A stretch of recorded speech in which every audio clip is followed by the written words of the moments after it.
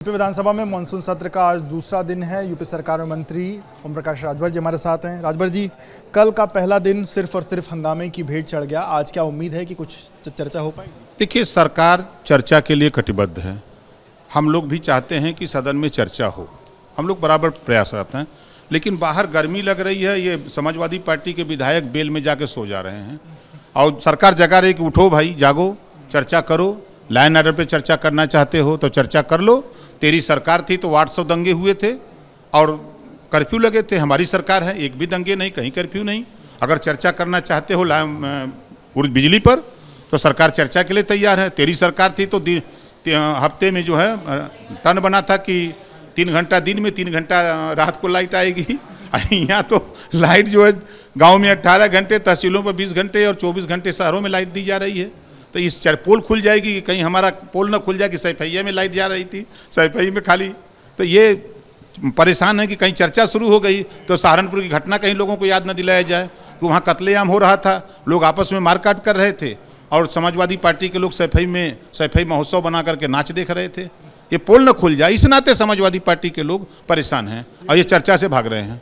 Vision document कल पेश होना है, 24 घंटे तक चर्चा होनी, पर सपा ये कह रही कि आपके पास 2027 तक का मैंडेट, आप 47 तक की बात कर रहे हैं।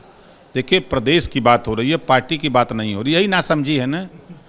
प्रदेश को विकसित उत्तर प्रदेश बनाने के लिए 2047 तक एक लक्ष्य है हम लोगों का कि जो योजनाएं चल रही हैं उसको और कौन सी योजना लाई जाए कि प्रदेश, जो देश के प्रधानमंत्री जी का सपना है कि विकसित भारत हम 2047 तक, तो उसमें यूपी 2047 में विकसित उत्तर प्रदेश कैसे बने, इसमें पार्टी कौन सी बात है?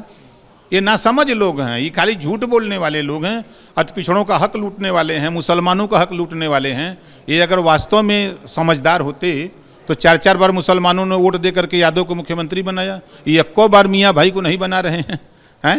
ये 27 में घोषणा करते, अभी घोषणा करें कि 27 में मुसलमान का बेटा मुख्यमंत्री बनेगा। इनको पता नहीं है, बिहार में गुनगुना रहा है वो ओवैसी, वहाँ के लोग चापे हैं जो है तेजस्वी को बटूर गए हैं। आने दीजिए यहाँ चुनाव, यहाँ भी मुसलमान चापेगा। आई लोग बोली नहीं आएगी, सोच रहे हैं कोई बोलेगा नहीं ना।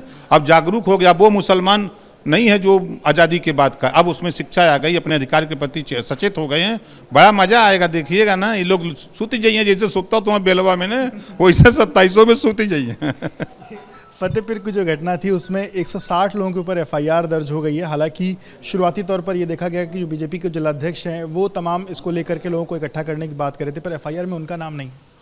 देखिए, कानून किसी को अपने हाथ में लेने की इजाज़त नहीं है। जो भी कानून अपने हाथ में लेगा, कानून के खिलाफ कार्रवाई करेगा।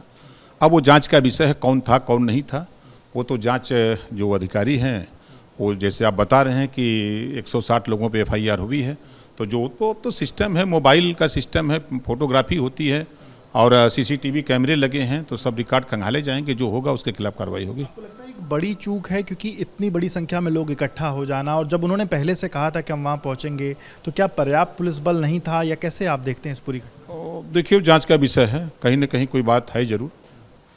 गोरखपुर का एक प्रकरण है और गोरखपुर में नाला बन रहा था और वो नाला खुला छूट गया और उसमें एक जो बच्ची है वो कल बारिश के बाद वहाँ पर बह करके उसकी मौत हो गई। लखनऊ में भी ऐसा ही प्रकरण निकल के सामने आया था। इस तरीके की जो चीज़ें हैं, ये जो भूले हैं, इस पर कि ये लापरवाही ठेकेदारों की है। अगर नाला बना रहे हैं तो जहाँ जैसी व्यवस्था, जो सिस्टम, उस सिस्टम को फॉलो करना चाहिए कि कोई ऐसी घटना अप्रिय न घटे, इसके लिए सचेत रहना चाहिए।